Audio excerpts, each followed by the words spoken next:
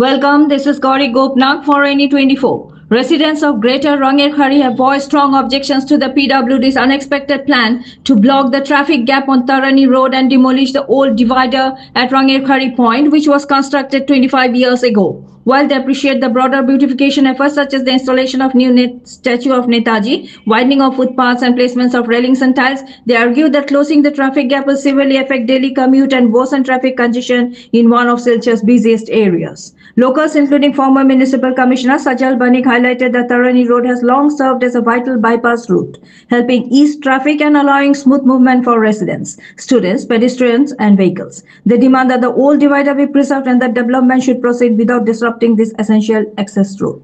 For more news and updates, subscribe our channel NE24 YouTube and follow us on our Facebook. আমি একজন তরুণী রোডের বাসিন্দা।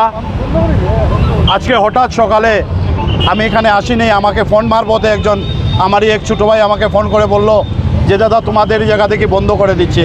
তৎক্ষণাৎ আমি আর ঘরে থাকতে পারলাম না, আমি বের হয়ে দেখলাম এই জায়গায় ঠিক এসে যে এই জায়গায় জিজ্ঞেস করলাম, এসে দুই কন্ট্রাক্টরকে পেলাম, জিজ্ঞেস করলাম কী হয়েছে, বলে না এখানে ডিভাইডার হয়ে যাবে।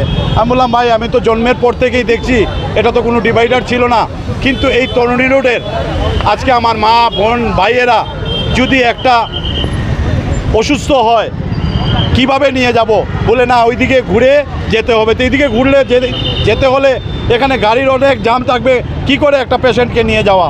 তাই আমাদের কাজ হোক, ডেভেলপমেন্ট আমরাও চাই, আমরা প্রত্যেক জনগণ ডেভেলপমেন্ট চাই, কিন্তু ডেভেলপমেন্টটা একদম পাবলিককে সন্তুষ্ট রেখেই ডেভেলপমেন্টটা হলে আমার মনে হয় ভালো হবে।